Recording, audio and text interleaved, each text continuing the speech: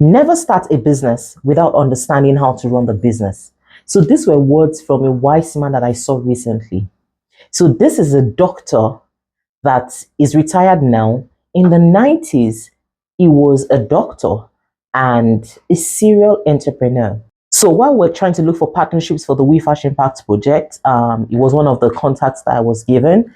And so I went to meet him in the office and, we just got talking. He keyed into the vision of the We Fashion Impact project, and we started the conversation around, how there's no business he has not done and all of that. And he shared his experiences that, okay, he was a full-time doctor.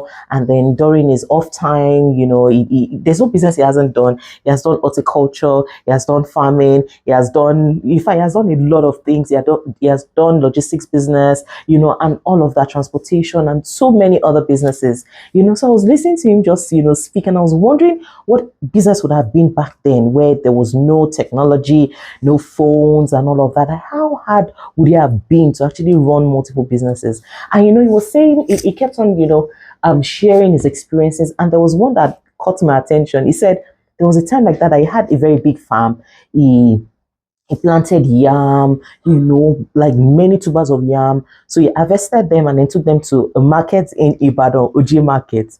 And he didn't realize that it was a cartel, there. And they did that, to his surprise. They did not allow him sell that yam. He did not sell any yam. So it was just so funny to me because I could relate, to that. So one of the questions I asked him after he shared his experience is that, sir, please, if you were to advise your younger self, what is that one thing you wish you had known back then when you were running the business? And this wise man said that, Yetunde, if you want to do any business, you must learn how to run that business. Even if it is a biscuit business, that was his example. Biscuit. Like you want to start selling biscuits, you must learn how to do that business of biscuits. Every business has its own different dynamics of running it. And that's the honest truth.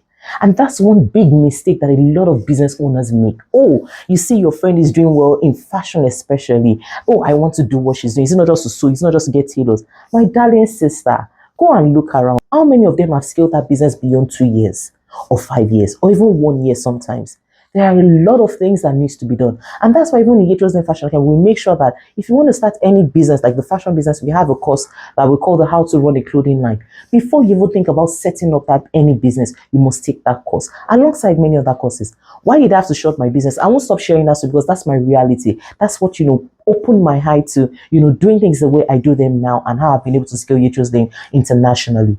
Was because I lacked structure. It was just all about passion. I just love to cut and sew, not knowing that I needed to understand other aspects of the business, to make it scale with or without me. So he said that it is very important for you to understand business. Another man that I once met said that entrepreneurship is like an airplane that has over 5 million parts, and each of those parts you must know about it at least. We are not saying you're perfect, And what it means is that, okay, I'm a fashion designer. I used to cut and sew by myself. I learned how to cut freehand first. Then I went to London College of Fashion to learn pattern drafting. So all I wanted to do was just cut and sew beautiful dresses for myself. But ask me right now, I cannot even recall the last time I've been on a sewing machine. That's because my business is now different. Now in the past 3 years, I've been sitting more on the computer. Like, in fact, I had to consciously start exercising some parts of my body because I sit down a lot. Like my eyes are always glued on the screen, looking at strategies and all of that, and all of that, and all of that, and all of that. So you must understand how to run the business before you venture into any business.